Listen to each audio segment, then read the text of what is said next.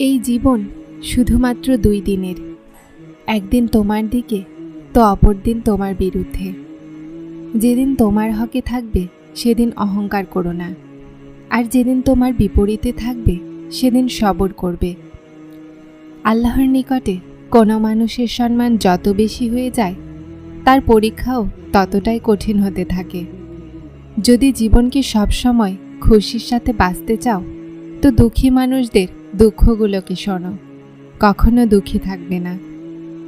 সাহায্য করা শিখুন লাভ ছাড়াই, মিশতে শিখুন উদ্দেশ্য ছাড়াই, জীবনে বাঁচতে শিখুন শো অফ ছাড়াই।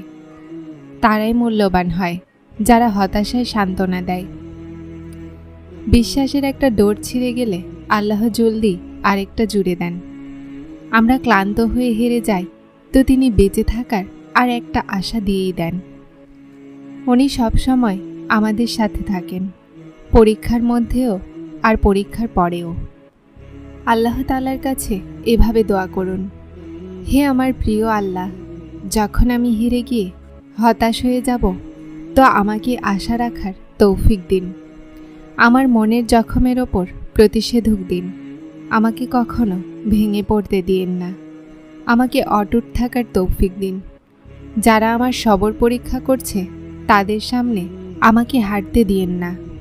আমার রব, আমাকে সবসময় আগলে রাখুন। কিসের চিন্তা, কিসের হতাশা, কিসের ভয়? আল্লাহর ইচ্ছাতে আমাদের জন্য ভালোই আছে। আমাদের ভালো তার কোণে আছে, তার কোণ তার হিকমাতে আছে, আর তার হিকমাতে তার ভালোবাসা আছে। আর ভালোবাসা কখনো জুলুম করে না। শোনো, হাল ছেড়ো না, জীবন থেমে নেই। চিন্তিত হয়েও না, সেই রব সব কিছু ঠিক করে দিবেন।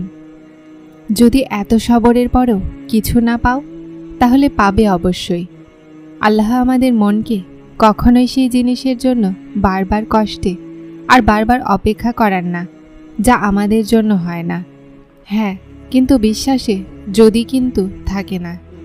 কিন্তু যদি আল্লাহকে ভালোবাসা যায়, তখন লাভ অথবা লোকসানের কথা ভাবতে নেই। শুধু এতটুকু মনে রাখো যে যা হবে ভালোই হবে। বিশ্বাস করো, আল্লাহর দেয়া দুঃখেও অনেক লাভ আছে। ভেঙে যেও না, চিন্তিত হয়েও না। আল্লাহর সাথে কথা বলতে শিখো, সব কিছু ঠিক হয়ে যায়। সবর করো শুধুমাত্র। যে জিনিস তোমার থেকে নিয়ে নেওয়া হয়েছে, একটা সময় এমনও আসবে যে এই খেয়াল তোমার মন ও মস্তিষ্ক থেকে বের করে দেয়া হবে। আর শীঘ্রই আল্লাহ তোমাকে সেই জিনিস দিবেন যেটার তোমার আশাও ছিল না। যে জিনিস আল্লাহর হাতে আছে সেটার ভরসা রাখো আর হাসতে থাকো, কখনো অসহায় থাকবে না। কিছু হারানোর দুঃখ করো না। যা কিছুই তুমি হারিয়ে ফেলো, তা অন্য কোনো রূপে তোমার কাছে আবার ফিরে আসবে। যখন তোমার নফস আর শয়তান তোমাকে এই ওয়াসওয়াসা দেয় যে তোমার দোয়া করে আর কোনো লাভ নেই, তো নিজেকে সেটাই বলো যা ইব্রাহিম আলাইহিস সালাম বলেছিলেন, যে আমার আশা আছে, আমি আমার রবকে ডেকে কখনো নিরাশ হব না। শুধু পাওয়াই জীবন নয়, হারিয়ে ফেলাও জীবন। আর এই কথায় কোনো অস্তিত্ব নেই যে যদি আপনি কিছু হারিয়ে ফেলেন তো আপনি নিঃস্ব হয়ে গেলেন। আমাদেরকে বাস্তবে নিজেকে জীবিত রাখার জন্য নিজের ভিতরে আল্লাহ পাকের অনুভূতিকে জীবন্ত রাখতে হবে। আমাদেরকে মনে রাখতে হবে যে আমি আল্লাহ তাআলার সৃষ্টি, আর তিনি আমার সাথেই আছেন। কখনো কখনো মানুষ খুব হতাশ হয়ে যায়। এমন মনে হয় যে সব কিছু শেষ হয়ে গেছে, জীবনের সাথে জড়িত থাকা সব খুশি দূর হয়ে গেছে। কিন্তু তারপর আল্লাহ এমন রাস্তা বের করে দেয় যে মানুষ অবাক হয়ে যায়। নিশ্চয়ই তিনি অনেক হিকমতওয়ালা। তুমি জানো কিছু কাহিনীকে অসম্পূর্ণ কেন রাখা হয়? কেন কিছু মানুষের থেকে কষ্ট পাও? কেন তোমার মনের আশা পূরণ হয় না? কেন তোমার মনে একটা ফাঁকা জায়গা রাখা হয়? শুধু এজন্য যে আল্লাহ তোমাকে নিজের সাথে মেলাতে চান, তোমাকে তার নিকটবর্তী করতে চান, আর তোমাকে দুনিয়ার বাস্তবতা যেন দেখাতে পারেন। তারপর উনি এতই উত্তম দেন যে অন্তর আপনা আপনি প্রশান্ত হয়ে যায়। আর তারপর তুমি আর কখনোই কোনো অভিযোগ করো না। তোমার চাওয়া কিছু দোয়াগুলোকে তিনি সামলে এজন্য রাখেন যেন উত্তম সময়ে তোমাকে দিতে পারেন। সবাই বলে যে আল্লাহ দুঃখ তাদেরকেই দেন যাদেরকে তিনি ভালোবাসেন। যদি এমন হয় তাহলে আমি রাজি। যেমন আল্লাহ চান তেমন হবে, আপনি যা চান তাই হবে। আমি আপনার ওপরেই রাজি। আপনি যা আমার জন্য ভেবে রেখেছেন আমি তাতেই খুশি থাকব। আমি ওয়াদা তো করতে পারবো না, কিন্তু আমি চেষ্টা করব।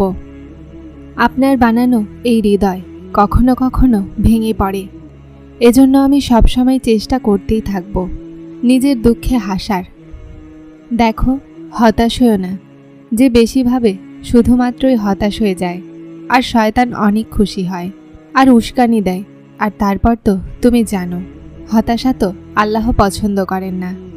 এটা গুনাহ, আর গুনাহ আমাদেরকে আল্লাহর থেকে দূরে করে দেয়। আর শয়তান তো এটাই চায় যেন বান্দারা রবের নিকটে না যায়। সে তো মানুষের প্রকাশ্য শত্রু।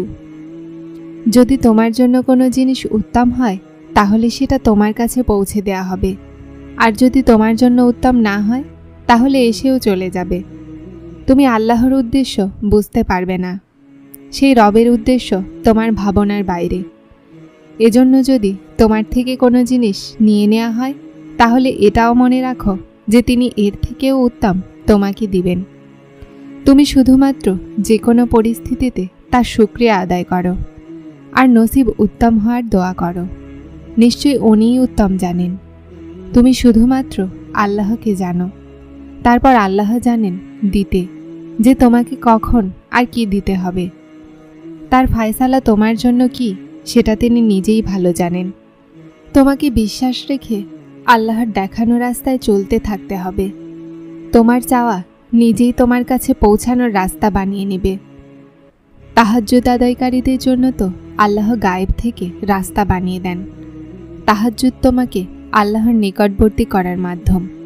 তাহাজ্জুদ তো আল্লাহকে মনের কথা বলার উত্তম মাধ্যম। যার মায়া হয়ে যাবে একবার তাহাজ্জুদে, তারপর তার আল্লাহর প্রতি ভালোবাসার মায়া হয়ে যাবে।